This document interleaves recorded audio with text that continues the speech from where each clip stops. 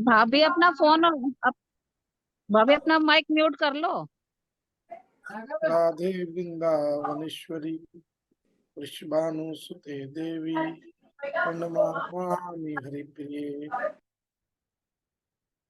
श्री कृष्ण चैतन्य प्रभु नित्यानंद श्री अद्वैत गदाधर शिवासादि गौर भक्त वृंद। हरे कृष्णा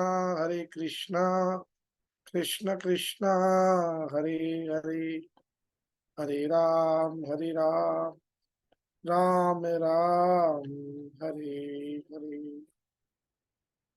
सर्वप्रथम श्रील गुरुदेव के चरणों में असंख्य कोटि दंड प्रणाम करते हुए अपने अहेतु की कृपा प्रार्थना करता हूँ और आप सभी भक्तों के चरणों में भी मेरा यथा योग्य दंडवत प्रणाम। बोलो जी हरे कृष्णा। हरे कृष्ण मैम। तो आज मंगल गीत कौन गाएगा?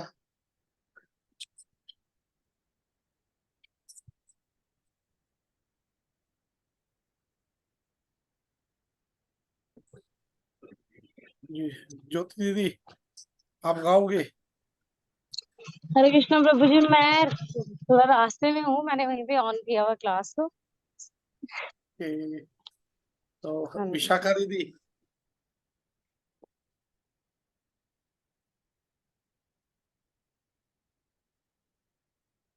विशाखा दीदी,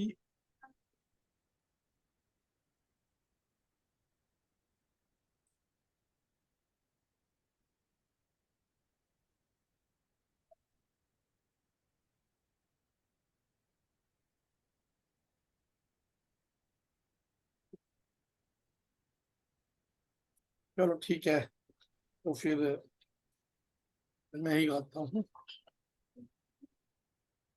श्रित कमला कुछ मंगला धृत कुंडल हे, कलित ललित वनमाल जय जय देव हरे, तीन मणि मंडन मंडन भव खंडन हे, मुनि जन मानस हंस जय जय देव हरे, कालिया विषधर गंजन जनरंजन हे, यदुकुल नलीन दिनेश जय जय देव हरे, मधुमुर नर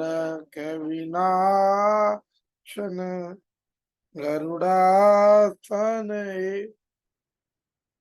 सुरकुल केली निदान जय जय देव हरे, अमल कमल दल लोचन भवमोचन हे, त्रिभुवन भवन विधान जय जय देव हरे, जनक सुता कृत भूषण जित दूषण हे, समर समित दस कंठ जय जय देव हरे, अभिनव जलधर सुंदर दित मंदर हे, श्रीमुख चंद चको जय जय देव हरे, तव चरणे प्रणतावयम् इति भाव्ये, कुरु कुशलम परतेषु जय जय देव हरे, श्री जयदेव कवेरिदम उरते मुदम, मंगल उज्ज्वल गीत जय जय देव हरे। बोलो जगन्नाथ बलदेव सुभद्रा महारानी की जय। सुदर्शन जू की जय। तो आज की क्लास हम शुरू करते हैं। बोलो जी हरे कृष्णा। सभी को हरे बराबर कृष्ण। आवाज हरे आती है? तो आज की श्लोक संख्या कितनी है? कौन सा श्लोक है? 11 भी। 11।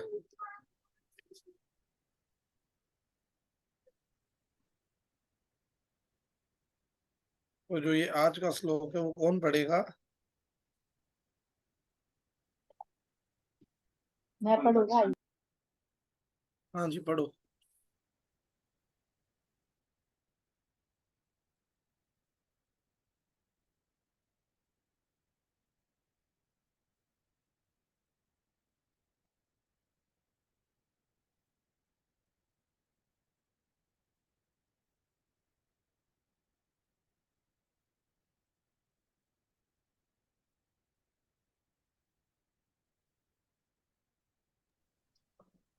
आवाज आ रही है?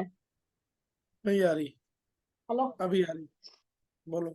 यतन्तः योगिनः च एनं पश्यन्ति आत्मानि अवस्थितं यतन्तः अपि अकृतात्मानः न एनं पश्यन्ति अचेतसः। आत्म साक्षात्कार को प्राप्त प्रयत्नशील योगीजन यह सब स्पष्ट रूप से देख सकते हैं, लेकिन जिनके मन विकसित नहीं है और जो आत्म साक्षात्कार को प्राप्त नहीं है, वे प्रयत्न करके भी यह नहीं देख पाते कि क्या हो रहा है। अनेक योगी आत्म साक्षात्कार के पथ पर होते हैं, लेकिन जो आत्म साक्षात्कार को प्राप्त नहीं है, वह यह नहीं देख पाता कि जीव के शरीर में कैसे कैसे परिवर्तन हो रहे हैं।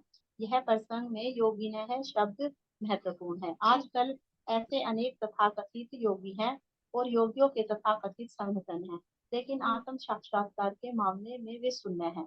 वे केवल कुछ आसनों में व्यस्त रहते हैं और यदि उनका शरीर सुगठित तथा स्वस्थ हो गया तो वे संतुष्ट हो जाते हैं। उन्हें इसके अतिरिक्त कोई जानकारी नहीं रहती। वे यतन्तो अप्यप्रताप माने हैं कहलाते हैं। यद्यपि वे तथाकथित योग पद्धति का प्रयास करते हैं, लेकिन वे सर्व रूप सिद्ध नहीं हो पाते हैं। ऐसे व्यक्ति आत्मा के देहांतरण को नहीं समझ सकते। केवल वे ही ये सभी बातें समझ पाते हैं जो सचमुच योग पद्धति में रमते हैं और जिन्हें आत्मा जगत तथा परमेश्वर की अनुभूति हो चुकी है। दूसरे शब्दों में जो भक्त योगी हैं, वे ही समझ सकते हैं किस प्रकार से ये सब कुछ घटित होता है। हरे कृष्णा। हरे कृष्ण जी। और भगवान श्लोक संख्या 11। यदन्तो योगिनश्चेन पश्यन्ति आत्मनि अवस्थितम् यतन्तो अपि अकृत आत्मान नैनं पश्यन्ति अचेतसः। आत्म साक्षात्कार को प्राप्त प्रयत्नशील योगी जन यह सब स्पष्ट रूप से देख सकते हैं, लेकिन जिनके मन विकसित नहीं है, जो आत्म साक्षात्कार को प्राप्त नहीं है, वे प्रयत्न करके भी यह नहीं देख पाते कि क्या हो रहा है। तो थोड़ा सा डिटेल में चर्चा करते हैं। भगवान कह रहे हैं, भगवान ने कल क्या कहा था, पिछले श्लोक में क्या वर्णन किया था कि प्रकृति के 3 गुणों से बंधे हुए जीवात्मा को शरीर के अंदर वे लोग ही देखते हैं जिसके पास ज्ञान के नेत्र होते हैं। उस समय अर्जुन के मन में जिज्ञासा उत्पन्न हुई, जिन लोगों के पास ज्ञान के नेत्र होते हैं वो लोग कैसे होते हैं? अंतर्यामी भगवान श्री कृष्ण है, तो भगवान ने क्या किया, भगवान उसकी मन की जिज्ञासा को समझ गए और भगवान कह रहे हैं जो लोग श्री कृष्ण के भक्ति योगी होते हैं उन्हें ही ज्ञान के नेत्र प्राप्त होते हैं। इस श्लोक में भगवान दो शिक्षाएं दे रहे हैं। छोटा श्लोक है। भगवान कह रहे हैं यतंत योगी नाच एनम पश्यन्ति आत्मनि अवस्थितम। प्रयास करते हुए भक्ति योगी अपने अंदर इसे देखते हैं। यहाँ पर श्री कृष्ण ने योगिनः शब्द का प्रयोग किया है। जिसके पास ज्ञान के नेत्र होते हैं। योगिना मतलब बहुवचन शब्द है और योगी शब्द का बहुवचन शब्द होता है योगिना। तो योगी शब्द का अर्थ है भक्ति योगी। भक्ति योगी उसे कहते हैं जो निरंतर भगवान श्री कृष्ण की भक्ति में लगा रहता है। तो यहाँ पर भगवान श्री कृष्ण कह रहे हैं जो व्यक्ति भक्ति की विधि में निरंतर लगा रहता है वह अपने शरीर के अंदर अपने आप को एक ऐसे जीव के रूप में देखता है जो यद्यपि प्रकृति के गुणों के द्वारा अनित्य शरीर से बंधा हुआ है परंतु वह फिर भी अविनाशी है क्योंकि उसके ज्ञान के नेत्र विकसित हो चुके हैं और वह अपने आप को इस भौतिक शरीर से अलग समझता है। तो भगवान ये कहना चाह रहे हैं कि जो भक्त होगा ना, भक्त जानता है कि मैं आत्मा हूं, ये जो शरीर है ये आत्मा का कपड़ा है और ये जो आत्मा है ना, है ना, ये जो शरीर है आत्मा है, ये आत्मा अविनाशी है, शरीर का विनाश होने वाला है, शरीर अनित्य है, आत्मा नित्य है। तो वो जानता है। तो इसके बारे में हम इसको एक एग्जाम्पल के द्वारा समझते हैं। एग्जाम्पल के द्वारा हम समझते हैं जड़ भारत के बारे में। जो जड़ भरत हुए हैं उनके बारे में। वो अपने शरीर के अंदर अपने आप को स्थित देखते थे क्योंकि जो भक्ति योगी जो लोग होते हैं ना वो अपने आप को शरीर में के अंदर स्थित देखते हैं। वे अपने आप को शरीर नहीं समझते क्योंकि पांचवें स्कंद में वर्णन आता है राजा भरत का। जिस समय राजा रहुगन ने जड़ भरत को अपनी पालकी ढोने में लगाया। जो जड़ भरत थे उनको जो राजा रहुगुन था उन्होंने अपनी पालकी ढोने के लिए लगाया था। जिस समय राजा रहुगन ने और जब क्या होता था ना, जब वो राजा भरत जो वो भरत जड़ भरत थे वो पालकी को ढो रहे थे तो जब उनके पैरों के नीचे कोई कीड़ी मकोड़ा कोई जीव आता तो वो उसको बचाने की कोशिश करते। तो थोड़ा थोड़ा कभी इधर पालकी ढोल जाती कभी उधर ढोल जाती। तो राजा उस पालकी के अंदर बैठा था। तो राजा बार बार पूछता अरे भैया ये कौन कर रहा है। तो जो बाद में जो पीछे थे वो कहते जी आगे वाला है ये कर रहा है। तो राजा क्या कह रहा है, राजा जो जड़ भरत है उसको काफी अशब्द वचन कहता है, कटु वचन कहता है। उस समय जड़ भरत ने राजा रोगन की किसी बात पर कोई ध्यान नहीं दिया। क्यों नहीं दिया भाई? भाई हमें कोई गाली दे तो हम लोग तो उसकी हड्डी तोड़ दे, किला दे के दिखा, है ना, या उल्टी दे देंगे दो चार, है ना। लेकिन जो जड़ भरत थे उन्होंने ऐसा क्यों नहीं किया? क्योंकि वो स्वरूप सिद्ध थे। वो अपने स्वरूप को जानते थे। उन्हें अपने शरीर की शुद्धि नहीं थी। वे जानते थे कि वो एक शरीर नहीं है, है? वे जानते थे शरीर ही मोटा या पतला होता है। वे न तो मोटे थे न ही पतले थे। उन्हें शरीर के 5 स्थूल तत्वों, स्थूल तत्व कौन कौन से हैं, कौन कौन से हम लोगों ने कई बार चर्चा की है, किसी को भी नहीं पता?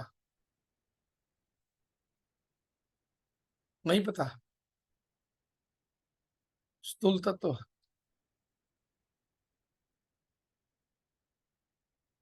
सारे चुपचाप हैं आज। स्थूल तत्व बोले तो आपके जो ये पंच महाभूत हैं, भूमि, अनल, वायु, आकाश, ये सब स्थूल तत्व हैं। और 3 सूक्ष्म तत्व कौन से हैं? मन, बुद्धि, अहंकार। ये 8 प्रकार की भगवान की प्रकृति है। तो क्या कह रहे हैं? उन्हें प्रकृति शरीर के 2 हाथों और 2 पैरों से कोई सरोकार नहीं था।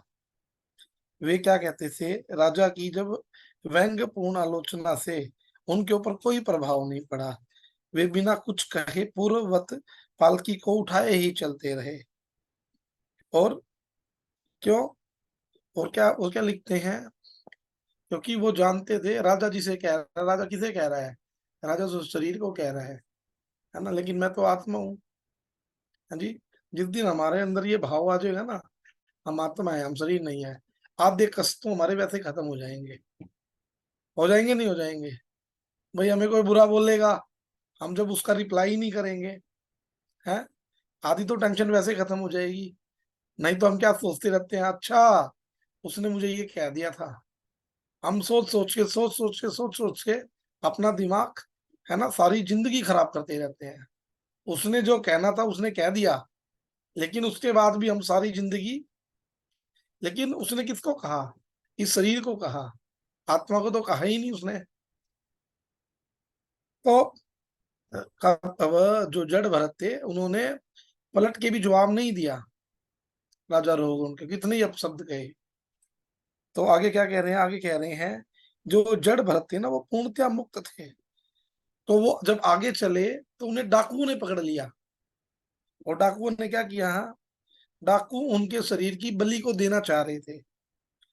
तब तब भी उन्हें कोई परवाह नहीं थी, और वो हंस रहे हैं। और क्योंकि उन्हें ज्ञात था वो शरीर है ही नहीं, है भाई, वो शरीर ही नहीं है। यदि उनका शरीर नष्ट भी कर दिया जाता तो भी वो परवाह ना करते। क्यों? क्योंकि उन्होंने तो भैया भगवत गीता का दूसरे अध्याय का 20वां श्लोक पढ़ रखा था, ना हन्यते हन्य माने शरीरे। उन्हें पूर्ण विश्वास था शरीर के मारे जाने पर भी उन्हें मारा नहीं जा सकता। क्यों नहीं मारा जा सकता? क्योंकि आत्मा तो कभी मरती नहीं है।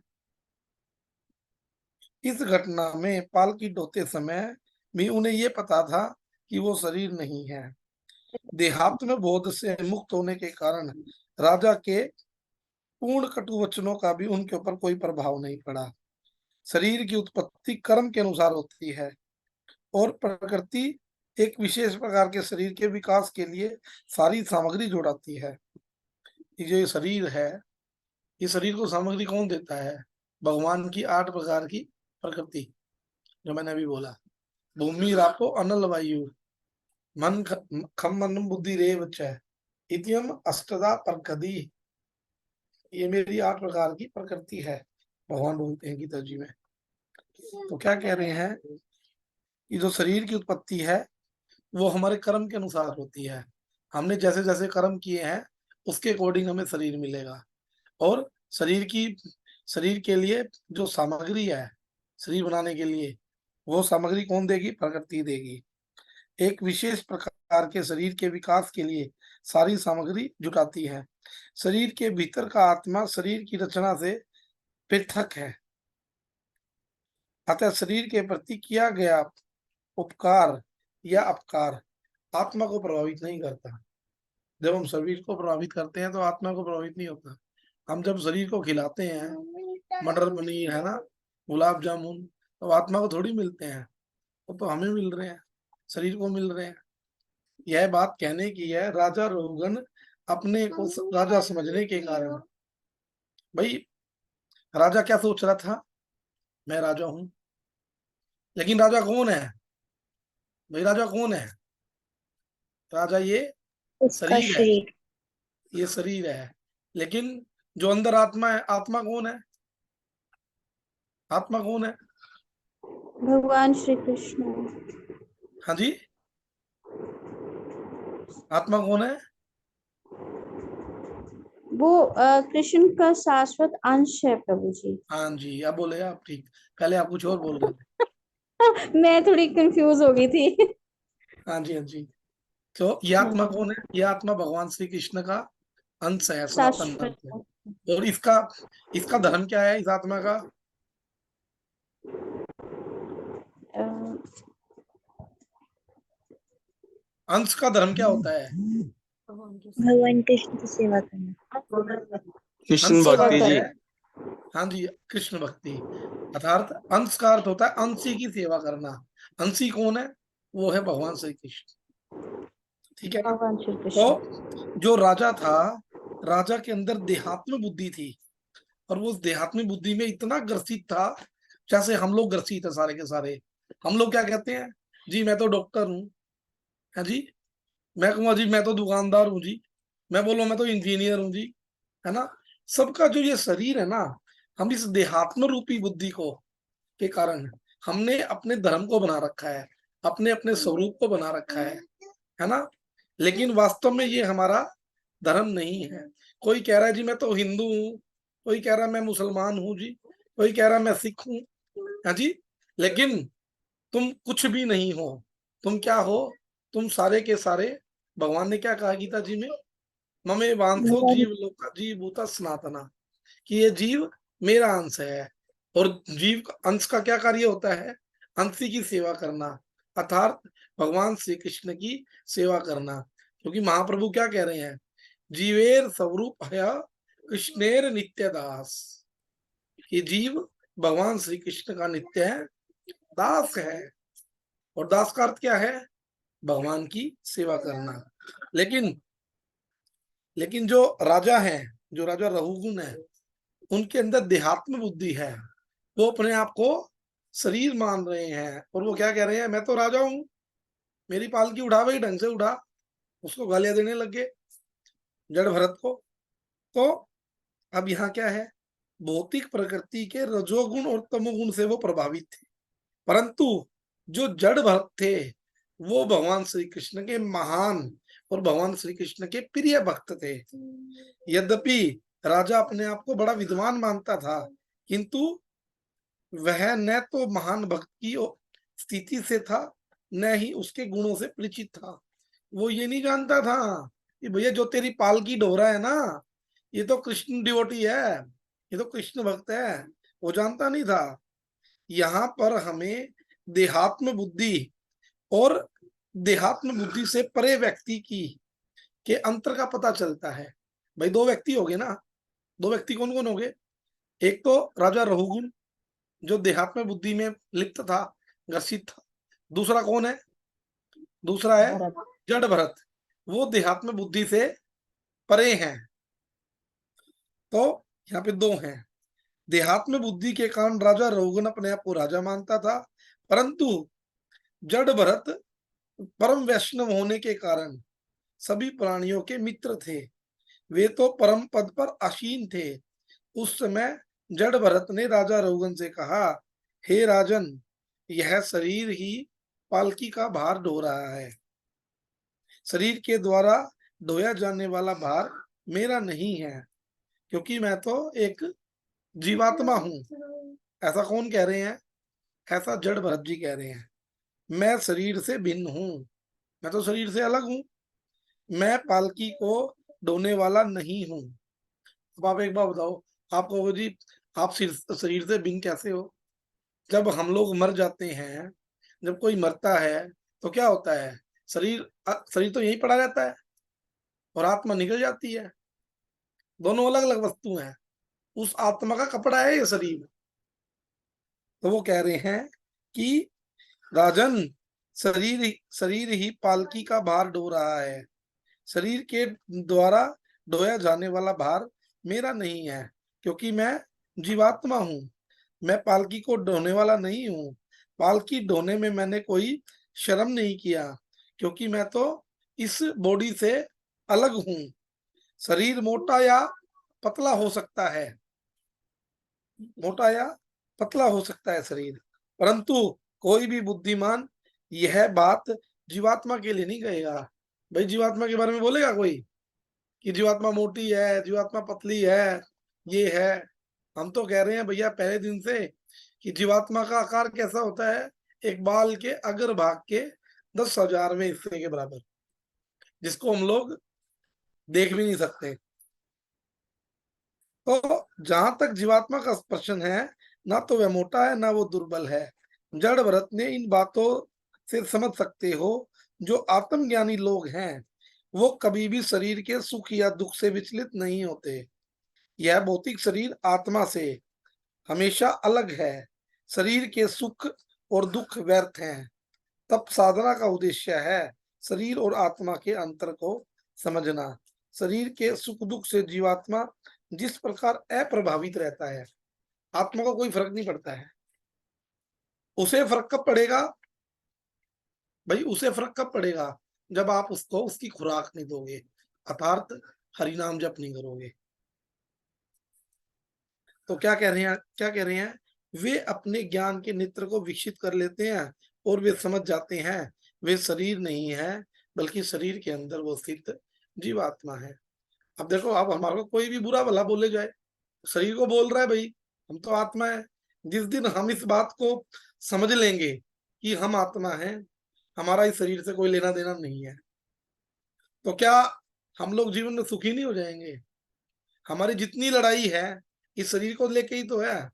अभी शरीर को कभी गर्मी लग रही है जी, कभी सर्दी लग रही है जी, कभी ये मोटा हो रहा है, कभी ये पतला हो रहा है जी, कभी किसी ने कुछ कह दिया हम तो दुखी, है ना।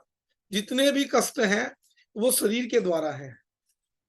लेकिन जब हम ये अपनी आइडेंटिटी को जान लें, है जी, अगर अपनी आइडेंटिटी को जान लें हम, तो क्या होगा? हमारे जीवन में दुख आएंगे कभी? अगर जड़ भरत जैसा व्यवहार हो जाए हमारा, तो क्या हमारे जीवन में दुख आएंगे? नहीं। नहीं आएंगे। ठीक है ना। तो दूसरी दूसरी लाइन में क्या कह रहे हैं? यतंत अपि अकृत आत्माना न एनम पश्यन्ति अचेतसः। अशुद्ध चित्त वाले अचेत लोग प्रयत्न करते हुए भी इसे देख नहीं पाते हैं। यहाँ पर हमें यह समझना चाहिए, जो लोग भगवान श्री कृष्ण के भक्त नहीं हैं वे पूर्ण योगी नहीं बन सकते। क्योंकि इस श्लोक में क्या कहा गया है? अनेक योगी आत्म साक्षात्कार के पथ पर होते हैं, लेकिन जो आत्म साक्षात्कार के पथ पर नहीं होते वह यह नहीं देख पाते जीव के शरीर में कैसे कैसे परिवर्तन हो रहे हैं। और हमारे हमारे समाज में आजकल कैसे योगी हैं? हमारे समाज में तो योगी है ना आजकल। कैसे योगी हैं? वो क्या करते हैं? वे केवल कुछ आसन करते हैं। क्योंकि वे क्या करते हैं? कोई प्राणायाम कर रहा है, कोई अलोम विलोम कर रहा है, कोई भस्त्रिका कर रहा है, कोई कुछ कर रहा है। हमारे यहाँ गीता में इस योग को योग नहीं बताया गया, गीता में भक्ति योग बताया गया है। योग का अर्थ है भगवान से जुड़ना। लेकिन हमारे समाज में योग शब्द का अर्थ क्या है? एक्सरसाइज करना। लेकिन यहाँ योग शब्द का अर्थ है जुड़ना। 2+2 ये योग है, भगवान से जुड़ना ये योग है। तो क्या दिखाया जाता है? सारे के सारे लोग आसनों में व्यस्त होते हैं। यदि उनका शरीर सुगठित हो गया और स्वस्थ हो गया तो वो संतुष्ट हो जाते हैं।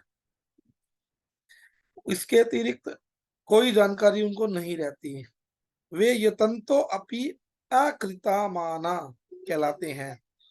यद्यपि वे तथाकथित योग पद्धति का प्रयास करते हैं, परंतु वो स्वरूप सिद्ध नहीं हो पाते। अब आप एक बात बताओ, जब हम योग करेंगे तो क्या होगा? हमारा शरीर अष्टपुष्ट रहेगा, है ना, ठीक रहेगा। उसका आत्मा से कोई रिलेशन थोड़ी है। हम जान ही नहीं पाते कि हम एक आत्मा है, हम शरीर है ही नहीं। हमारा स्वरूप तो सिद्ध है, वो हो ही नहीं पाता। और जब वो नहीं हो पाता, ऐसे लोग जीवात्मा के देहांतरण को, भाई जो जीव है वो बार बार शरीर को चेंज कर रहा है, उसको समझ ही नहीं सकते। केवल वे लोग तो यही बात समझ पाते हैं कि जो सचमुच योग पद्धति में रमते हैं, जिन्हें जीवात्मा, जगत और परमेश्वर की अनुभूति हो चुकी है, वे ही असली भक्ति योगी हैं। भाई जिनको ये पता चल जाए कि हम आत्मा है ना, हमारा कोई रिलेशन नहीं है इस शरीर से, तो आज के जीव जो आजकल की जो जीव विज्ञान है, जीव विज्ञान में भी जीव के विषय में कोई भी जानकारी नहीं होती है। यहाँ पर भगवान श्री कृष्ण कह रहे हैं जिन लोगों के चित्त अशुद्ध हैं, वे लोग अचेत होते हैं और वे लोग प्रयत्न करने पर भी जीवात्मा को नहीं देख पाते। जिन लोगों के चित्त अशुद्ध हैं उनके लिए श्री कृष्ण भगवान कहते हैं अकृत आत्मा शब्दों का प्रयोग कर रहे हैं। जिन्होंने अपने चित्त को श्री कृष्ण की भक्ति से शुद्ध नहीं किया है, ऐसे साइंटिस्ट लोग अपने प्रयोगों के द्वारा जीवात्मा को देख नहीं पाते हैं। यद्यपि उनके पाठ्यक्रम का नाम है जीव विज्ञान, नाम तो है जीव विज्ञान, लेकिन जीव के बारे में वो लोग नहीं जानते। परंतु इस जीव विज्ञान में जीव के संबंध के बारे में कोई भी जानकारी नहीं प्राप्त होती। इन वैज्ञानिकों को मानना है कि शरीर के अंदर कुछ पदार्थों की क्रिया के द्वारा चेतना उत्पन्न होती है। भाई बॉडी के अंदर कुछ ऐसे केमिकल्स होते हैं जिसके द्वारा शरीर में चेतना उत्पन्न होती है।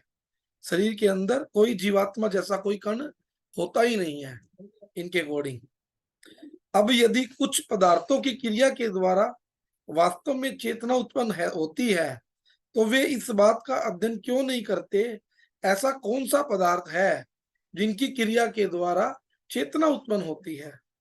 उन पदार्थों का प्रयोग करके वे क्यों नहीं लैब के अंदर चेतना उत्पन्न करते हैं। और जो हमारे इस्कॉन के फाउंडाचार्य हैं, उन्होंने एक अच्छी एग्जांपल दिया कि उन्होंने चुनौती भी दी थी, अगर आपके एजुकेशन विभागों में से ऐसा कौन सा विभाग है जिसमें जीवित शरीर और मृत शरीर के बीच का जो अंतर है उसका अध्ययन किया जाता है। इसके बारे में उन्होंने डॉक्टर जो एक डॉक्टर बिगेलो थे कनाडा के, उनको लिखा था कि यहाँ पर श्री कृष्ण कह रहे हैं अशुद्ध चित्त वाले अचेत लोग प्रयत्न करने पर भी जीव को शरीर में नहीं देख पाते, क्योंकि वैज्ञानिक लोग श्री कृष्ण से विमुख हैं, अतः उनके चित्त अशुद्ध हैं। ऐसी स्थिति में वे शरीर का अध्ययन करने पर भी जीव को नहीं देख पाते। और जब महाराज जी ने कनाडा के अंतर्गत जो जनरल हॉस्पिटल में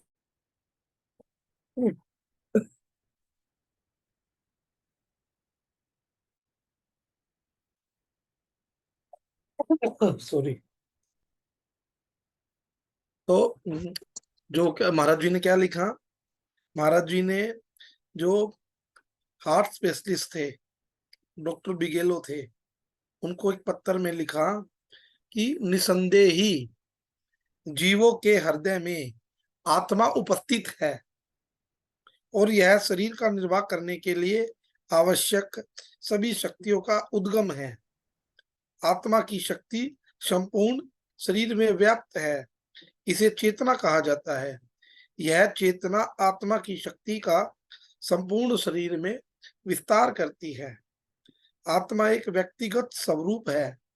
आत्मा वैकुंठ जगत के अपने वास्तविक घर को भूलकर जब इस भौतिक जगत को भोगना चाहती है, तब वह अस्तित्व के लिए घोर संघर्ष वाला जीवन स्वीकारती है। अपनी चेतना को परम चेतना और भगवान के साथ जोड़ देने से हम जन्म मृत्यु जरा व्याधि बीमारियों से भरे हुए इस अस्वाभाविक जीवन का अंत कर सकते हैं। तो कहने का मतलब यही है कि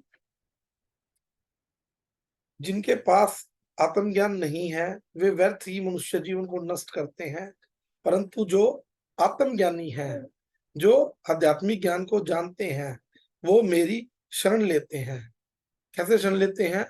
मामेव ये प्रपदन्ते माया मिताम तरन्ते थे यद गत्वा निर्वर्तन्ते परम धाम वो तद धाम परमम मम। कि जब हम भगवान की शरण ले लेते हैं तो क्या होता है हमारे जीवन में खुशियां आ जाती हैं। लेकिन हमारा जो समाज है, हमारे समाज में क्या कहते हैं, हाँ जी, अरे किसी की पूजा कर लो, है ना, सब एक बात है। और वो क्या कहेंगे, ये मायावादी जो लोग होते हैं ना, इतना एक बड़ा सुंदर एग्जाम्पल देते हैं, गुरुजी भी कई बार उस एग्जाम्पल को दोहराते हैं। क्या कहेंगे, 50,000 लोग बैठे हैं, उनके बीच में कहेंगे, अरे भैया किसी भी देवी देवता की पूजा कर लो, बात तो एक ही है। ब- हम थोड़ी, हमारे अंदर इतनी क्षमता थोड़ी है, हम भगवान के अंदर भी छोटा बड़ा करेंगे। सब तो भगवान होते हैं। और फिर एग्जाम्पल क्या देंगे कि जी, अगर आपने दिल्ली जाना है ना, चाहे आप साइकिल से चले जाओ, चाहे स्कूटर से चले जाओ, चाहे रेल से चले जाओ, चाहे गाड़ी से चले जाओ, है ना, भैया सभी तो दिल्ली पहुंच ही जाएंगे ना। लेकिन अरे मूर्खो, तुम ये नहीं जानते कि क्या हमारा भगवान का धाम दिल्ली है क्या, दिल्ली मुंबई है क्या हमारा भगवान का धाम? दिल्ली मुंबई कैसे बना है? दिल्ली मुंबई ईंट रोड़े पत्थर से बना हुआ स्थान है। लेकिन भगवान का जो धाम है वो सच्चिदानंद है, सत्यचित आनंद में है ना। भगवान का एक मात्र कण जो प्रधानमंत्री के रूप में हमारे इंडिया में रहता है ना, एक तो छोटा स्थान है जिसको एक मनुष्य के द्वारा बनाया गया है। लेकिन लेकिन जो भगवान का धाम है, भगवान का धाम ऐसे नहीं है। भगवान के धाम में कौन जा सकता है? जो मामेव ये प्रपदंते माया में ताम तरनते थे। जो आत्मज्ञानी होगा, जो जानता होगा, वो भगवान के धाम जा सकता है। और भगवान ने क्या करा? भगवान ने अपने मैया बाबा, है ना, सारे के सारे ब्रजवासियों से, है ना, देवी देवताओं की पूजा छुड़वाई। क्यों? एक दिन क्या हुआ, जब यशोदा मैया किचन में प्रसाद बना रही है, भोग बना रही है, तो लाला ने देखा कि अरे मैया तो भगवान के भोग में वो क्या ना प्रसाद बना रही है, कुछ बना रही है, व्यंजन बना रही है। और जब उसे पता चला कि वो किसके लिए बना रही है, वो इंद्र के लिए बना रही है। जब ठाकुर जी रसोई में गए ना, तो रसोई से बाहर ही मैया कहती है, लाला तुम यही रुको। अब लाला कह रहा है कि मैया बड़ी भूख लगी है, तुम 2-4 कचौड़ी पकौड़ी मुझे दे दो ना। भाई बच्चा अक्सर मांग लेता है ना। तो लेकिन वो तो भगवान कृष्ण है, वो मांग रहा, पता क्या कहा? कहता भैया हाथ तो लगाने की जरूरत है नहीं, है ना, बल्कि तेरी पिटाई और कर दूंगी, तू किचन में भी घुसा दो। यशोदा मैया उसको डांट रही है। और भगवान सोच रहे हैं, अगर आज इनकी जो ये भ्रमिता है ना, जो इनका जो भ्रम है अगर आज ये तोड़ा नहीं गया, तो ये लोग जो मेरे जो ब्रिजवासीगण है ना, ये जो मेरे मैया बाबा है, ये लोग ही भ्रम में आ जाएंगे और ये लोग देवी देवता की पूजा करने लगेंगे। तो क्या किया, जब इंद्र की पूजा भगवान ने छुड़वाई, तो इंद्र की पूजा से हमें क्या सीखने को मिलता है कि हमें एक अनन्य भगवान की भक्ति करनी चाहिए। क्यों? है ना, भाई लोग कहते हैं कि जी देवी देवता के पास तो सब कुछ मिल जाता है ना, हम तो इसलिए जाते हैं। भगवान कहते हैं सब कुछ वस्तु मैं भी दे सकता हूँ, फर्क इतना है, फर्क इतना है, मैं वस्तु वो देता हूँ जिसमें तुम्हारा मंगल होता है। गुरुदेव एग्जाम्पल क्या देते हैं? गुरुदेव कहते हैं जैसे कि भाई सारी की सारी हमारी माताएं हैं, उनके बच्चे हैं ना छोटे छोटे, अगर उनके हाथ में क्या बोलते हैं, चक्कू हो धार वाला, है ना, अब वो सब्जी काट रही है मैया, अमनिया कर रही है ना, तो जब बार बार बच्चा जो आता है बार बार कहता है अरे मैया दो ना, चक्कू दो ना, क्या वो मैया अपने बच्चे को चक्कू देगी, चाकू देगी, नहीं देगी? नहीं प्रभु जी। नहीं देगी। नहीं क्यों नहीं देगी? नहीं, क्यों नहीं देगी? क्योंकि उससे उसका हाथ पैर कट सकता कट है, जाएगा। उसको लग सकता है। लेकिन जब वो बड़ा हो जाता है तो वो उसी चाकू के द्वारा, ब्लेड के द्वारा अपनी सेव बनाता है। क्या फिर उसकी माँ उसको रोकती है? नहीं प्रभु नहीं जी। रोकती है। उसी प्रकार भगवान हमें वो वस्तु देते हैं जिसमें हमारा मंगल होता है। लेकिन देवी देवता हमें 1 मिनट में वस्तु दे देते हैं। क्यों? उन्हें कोई हमारे मंगल से कोई मतलब ही नहीं है। भाई रावण था, रावण ने तपस्या की, भोले बाबा से कहा है जी मुझे मुझे बढ़िया लंका दे दो, जो पार्वती के लिए जो बनाई थी लंका भगवान ने, शिव शंकर भोलेनाथ जी ने, वो भी रावण को दे दी। उसके बाद उसके बाद कभी उससे रावण का मंगल हुआ उस लंका से? कभी शिव भोलेनाथ ने कभी कहा कि भाई लंका को बचा ले ना? क्यों? क्योंकि जितनी भी जो वस्तुएं हैं संसार में, भगवान हमें वो वस्तु देते हैं जिसमें हमारा मंगल होगा, क्योंकि वो हमारे पिताजी हैं, हमारे परमात्मा, हमारे हमारे सब कुछ है हमारे। क्योंकि देखो, एक एग्जांपल देते थे गुरुदेव कि जब इस्कॉन के फाउंडाचार्य है, उस टाइम जब वहां गए ना, जब लंदन में प्रचार करने के लिए गए, तो क्या हुआ वहां पे, उनको देख के लोग अंडे फेंकते थे, केले के छिलके फेंकते थे उनके ऊपर, है ना, लेकिन, है ना, कोई कुछ नहीं होता था उनके पास उस टाइम। लेकिन जब वो जब जब वो लंदन लंदन से पहले जब वो यहीं थे, जब उनके गुरु महाराज जी ने कहा था, भक्ति सिद्धांत सरस्वती प्रभुपाद जी ने, कि जब तुम्हारे पास कभी कुछ पैसे हो ना, तुम क्या करना, तुम भगवान की भगवत गीता, जो हम लोग ये गीता पढ़ रहे हैं, उन्हीं की तो देन है, उन्होंने यथारूप लिखा हम लोगों के लिए, तो कि भगवत गीता लिखना, है ना, भागवतम लिखना, उसका अनुवाद करके सारे संसार में प्रचार करना। लेकिन जब स्वामी महाराज जी कोई काम कर रहे थे, तो कई बार उन्होंने दुकान खोली, है ना, कई बार उन्होंने कोई दवाइयों का काम किया, सारे के सारे कामों में वो विफल हो गए, बार बार विफल हो जाते थे। कई बार तो ऐसा पैसा ही नहीं होता था उनके पास। इवन एक बार तो क्या हुआ, उनकी जो पत्नी थी, उनकी पत्नी ने उनकी पत्नी ने उनके घर में भागवतम का सेट रखा था, उसको भागवतम को बेच के और चाय ले ली, और चाय पी, माता जी ने खूब चाय पी रही है माता जी। जब महाराज जी ने देखा कि भैया माता जी चाय पी रही है, तो माता जी को पूछा कि भैया आप तो फैसला कर ही लेते हैं, कि उन्होंने कहा भाई आपको ये चाय चाय पसंद है या मैं पसंद हूँ, भैया आप मुझे लाइक करते हो, चाय को लाइक करते हो? तो उन्होंने सीधे स्वभाव में कह दिया, वैसे ही मजाक में के तौर पे, कि भाई मैं तो चाय को पसंद करती हूँ। और इतना कहते ही महाराज जी ने घर छोड़ दिया। और घर छोड़ने के बाद आप देखो, जब वो भगवान के हो गए, तो भगवान ने इतना दिया, इतना दिया, आप सब लोग जानते हो, है ना, क्या वैभव है आज हमारे मंदिरों का, है ना। तो ये बड़ा, ये भक्त के जीवन की बात है। जब भगवान कृपा करता है ना, तो भगवान के पास लक्ष्मी कमी थोड़ी है, करोड़ों लक्ष्मी भगवान की सेवा करती हैं।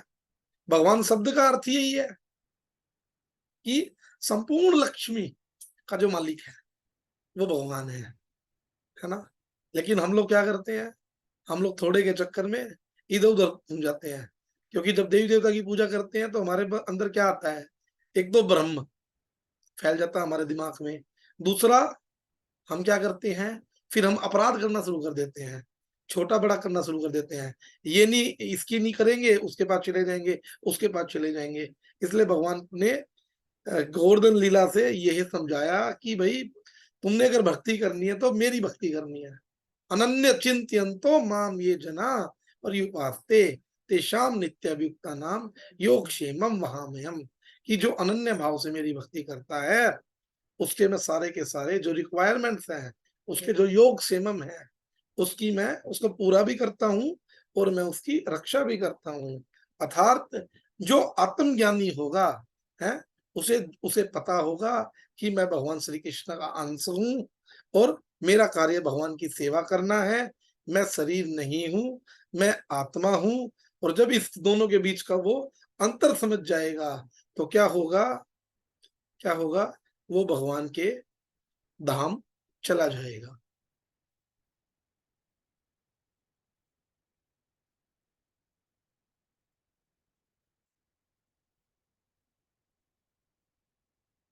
और जो इसके बिल्कुल अपोजिट होगा, है ना, वो इस शरीर के चक्कर में लगा रहेगा कि मैं एक शरीर हूं, और इसकी शरीर की जो रिक्वायरमेंट्स है उनको पूरा करने में हर टाइम दुखी होता रहे, जैसा कि हम लोग आज के टाइम हो रहे हैं। कभी किसी चीज से दुखी हैं, कभी किसी चीज से दुखी हैं, क्योंकि हम इस शरीर को सुख देना चाहते हैं। अगर हम आत्मा को सुख देना चाहें तो फिर शरीर दुखी नहीं होगा। अगर जिस दिन आत्मा सुखी होना स्टार्ट हो जाएगी, क्योंकि आत्मा है जब भी तो शरीर है। अगर आत्मा निकल जाए, तुम दे लो शरीर को कितना सुख देना है, हमने दे लो, कितने दे दो, कितना डॉक्टर के पास ले जाओ। अगर आप यमराज के यहाँ जाओ, भाई यमराज आपको लेने आए, दूत लेने आए, आप एक काम बोलो उसको, जी मुझे 2 मिनट का टाइम दे दो, चाहे तुम मेरी सारी प्रॉपर्टी ले लो, क्या वो आपको 2 मिनट का टाइम देगा? नहीं देगा। स्वर्ग की सारी जो कितनी संपदाएं हैं वो भी आपको 2 मिनट का टाइम नहीं दे सकते। लेकिन अगर आप भगवान के भक्त होगे, है ना, भगवान का नाम मुंह आपके मुख से निकल गया तो जामिल की तरह वापिस आ जाओगे, है ना, भगवान की सेवा करने के लिए। है दूसरा, प्रभुपाद जी का जो वो मैं अक्सर आपको एग्जांपल देता हूँ, जो महाराज जी थे वो वापिस आ गए थे। जब उनको देखा ना कि भाई यहाँ तो तेरे को आज कढ़ाई में तलेंगे ये यमदूत, तो उन्होंने कहा मैं प्रभुपाद का शिष्य हूँ। और प्रभुपाद का शिष्य का जैसे नाम लिया, यमराज भी कांपने लगा, अरे भैया ये तो प्रभुपाद का शिष्य है, इसको किसको ले आए तुम, जाओ छोड़ के आओ वापिस आदर सत्कार के साथ। तो ऐसा होगा।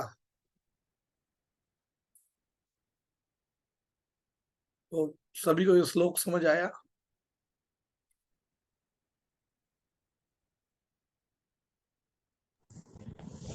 प्रभु जी, वो जो आपने बताए थे 3 सूक्ष्म तत्व, मन, जी। बुद्धि और तीसरा अहंकार। कौन सा है? अहंकार। अच्छा, ठीक।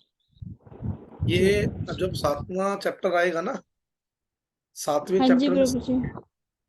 मैं आपको श्लोक संख्या बता दूंगा। भूमि रापो अनल वायु, ये 7वां चैप्टर में एक मिनट अभी बता दूं।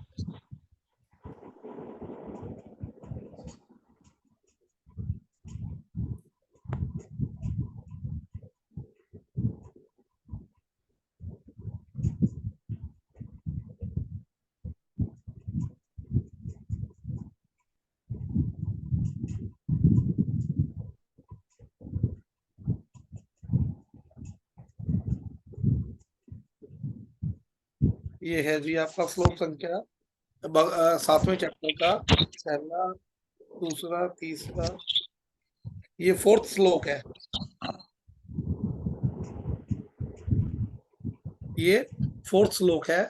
भूमि रापो अनल वायु खम मनो बुद्धि रेव च अहंकारम इतियम ये बिना प्रकृति अष्टदा, पृथ्वी जल अग्नि वायु आकाश मन बुद्धि अहंकार, ये 8 प्रकार की मेरी अपरा प्रकृति है।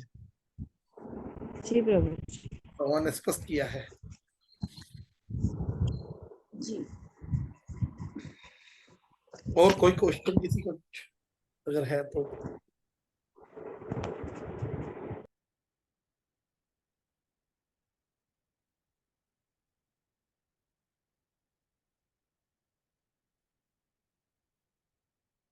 ज्योति दीदी कोई क्वेश्चन है?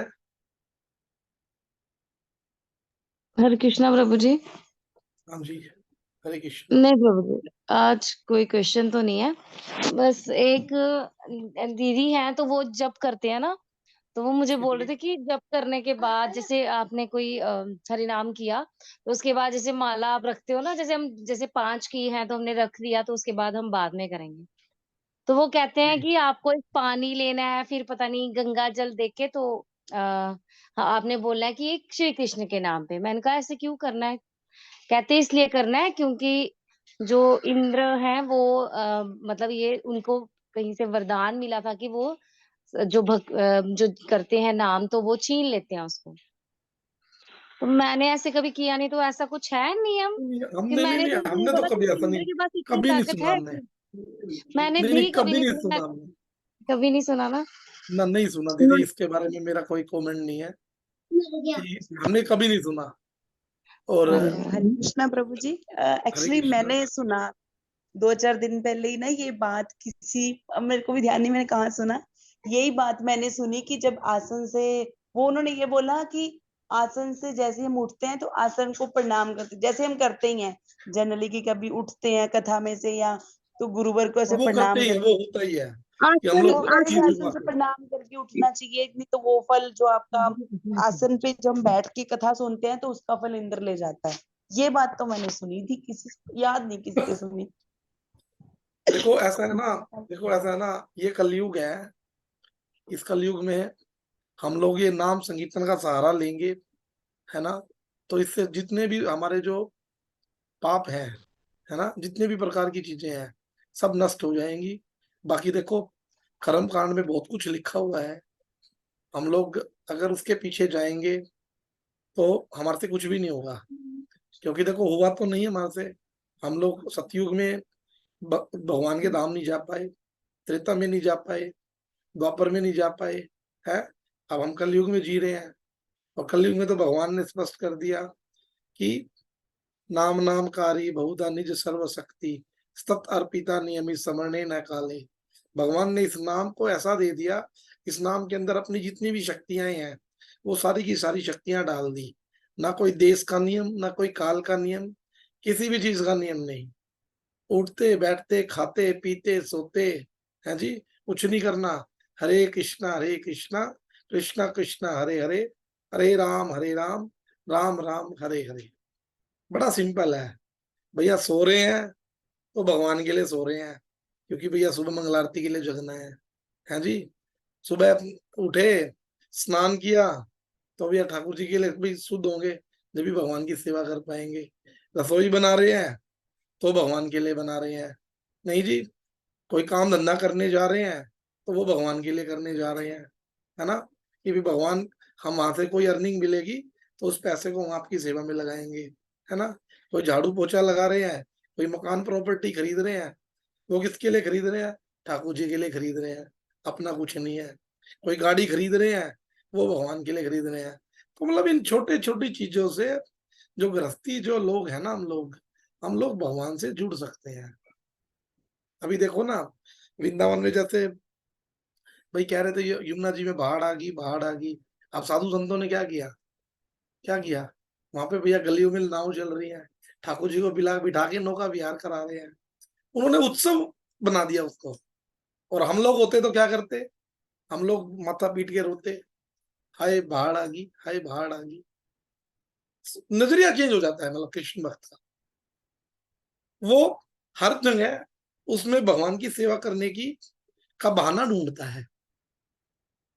उसकी छुट्टी होगी वो प्रभात फेरी करेगा, है ना, वो खाली बैठना नहीं चाहेगा, है ना, जो भी करेगा भगवान की सेवा के लिए करेगा। तो मेन कार्य ये होना चाहिए कि भाई भगवान के लिए करो। बाकी तो भैया धर्म अधर्म, है ना, भगवान ने स्पष्ट कर दिया गीता जी में कि भैया सर्वधर्मानि परित्यज्य मामेकम शरणं व्रज हम तव्या सर्व पापेभ्यो मोक्षयिष्यामि मा शुचः। हमने नहीं जानना इससे हमें क्या फल मिलेगा क्या नहीं मिलेगा, वो सब कृष्ण के प्रति अर्पित कर दो। क्योंकि भगवान ने क्या कहा, भगवान ने कहा ना कि कर्मणावाधिकारस्ते मां फलेषु कदाचन। कर्म करने में अधिकार है तेरा, फल में अधिकार नहीं है। तो इंद्र लेके जाएगा, कौन लेके जाएगा, हमने क्या करना है, हमने तो हरिनाम जप करना है, वो ठाकुर जी ने देखना है। और भगवान का इतना सा भी भजन करो, इतना सा भी, वो भी कभी भी विफल नहीं होता। अगर आज आपने 2 माला जप की है तो नेक्स्ट जन्म में आपकी 2 माला 1 से स्टार्ट होगा, तीसरी माला से भजन स्टार्ट होगा। कभी कोई विफल नहीं जाता भगवान का नाम, कभी नहीं जाएगा। हमने तो ये सुना है। हाँ जो चीजें आप बोल रहे हो मे भी होती होंगी वो चीजें, मैं मना नहीं कर रहा, लेकिन हमने नहीं सुना दीदी। हम तो एक ही बात मानते हैं कि गुरुदेव ने जो कहा है, हाँ जी, हम तो अनुकरण करते हैं, उसका अनुसरण करते हैं। जो हमें परंपरा के द्वारा मिलता आया ज्ञान है, हम तो उसका पीछा करने की कोशिश कर रहे हैं। हरि नाम करने से तो इंद्र पास भी नहीं आता है। बिल्कुल नहीं आएगा, वो नहीं आएगा, उसको पता है भैया। वो वही तो तो, इंद्र कहाँ से आ जाएगा। ये इंद्र इंद्र जब, पास भी आ जाएगा। इंद्र तो क्या करता है ना, इंद्र की जो पोस्ट है ना उसकी एलिजिबिलिटी है। गुरुदेव कहते हैं कि भैया तुम लोग क्या करो, अश्वमेध यज्ञ करो 100 टाइम्स, 100 अश्वमेध यज्ञ करो और वो कर लो, इंद्र बन जाओगे। लेकिन इंद्र बनने में भगवान की सेवा थोड़ी मिलेगी, भगवान की सेवा नहीं मिलेगी, क्योंकि स्वर्ग का राजा इंद्र बन जाओगे, स्वर्ग का राजा बन, वहां क्या होगा, जब तक आपके पुण्य रहेंगे ठीक है, उसके बाद आपको फेंक देंगे बाहर नीचे, है ना। मरोगे नहीं, हाँ ये जरूर है, मरोगे नहीं, सह शरीर आपको नीचे फेंक देंगे, वो भूत प्रेत आपको खाएंगे, और आपके शरीर में जो आत्मा निकलेगी वो आत्मा जाके बादलों में मिल जाएगी, फिर बादलों के माध्यम से आप इस नीचे भूमि पे आओगे, और भूमि पे आप वनस्पति के माध्यम से, है ना, आप एक अन्न के माध्यम से फिर एक मनुष्य के शरीर में जाओगे, मनुष्य के शरीर से फिर किसी स्त्री के घर में जाओगे, फिर ये मनुष्य उत्पन्न हो जाएगा, ये रिसाइकिल चलेगा टोटली, ये टोटली रिसाइकिल चलेगा। तो क्या सोचना है, क्या होगा, सब ठाकुर जी के प्रति अर्पित कर दो। दुख है सुख है, जाही विधि राखे राम ताही विधि रही है। गुरुदेव कहते हैं भैया कोरोना लेके आया तो हमें तो हरिनाम करने का मौका मिल गया, हरि चर्चा करने का मौका मिल गया। लोग ये जो हम लोग जो ऑनलाइन सुन रहे हैं, ये कोरोना की देन ही तो है। पहले तो ऑफलाइन क्लासेस होती थी, ऑनलाइन कहाँ चलता था। ये कोरोना ने तो सिखाया कि भैया इसके हम लोग घर बैठे हम भगवान से जुड़ सकते हैं। जूम ऐप डाउनलोड तो है। हाँ, अवसर अवसर ढूंढने चाहिए, हर जगह अवसर ढूंढना चाहिए कि भगवान की येन केन प्रकारेण, भगवान की जैसे हो तैसे हो सेवा हो ठाकुर जी की, कैसे ना कैसे करके। अब हम लोग सारे जो जुड़े हुए हैं, ये भी तो भगवान की सेवा ही हो रही है ना। हम कृष्ण कथा सुन रहे हैं, कान से कृष्ण कथा जा रही है कान में, और वो अंदर जाके, है ना, एटम बम की तरह हमारे पापों को जला रही है। जब भी तो दूसरे दिन डेली आ जाते हैं हम लोग। अगर वो ना जलाए तो हम दूसरे दिन आए ना, तीसरे दिन हम आए ना, नहीं।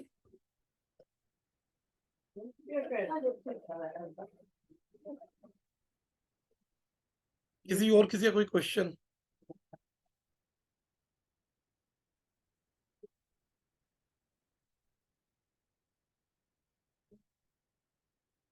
सभी को क्लियर है? तो परसों एकादशी है 29 तारीख की, आप सभी को मैसेज मिल गया होगा।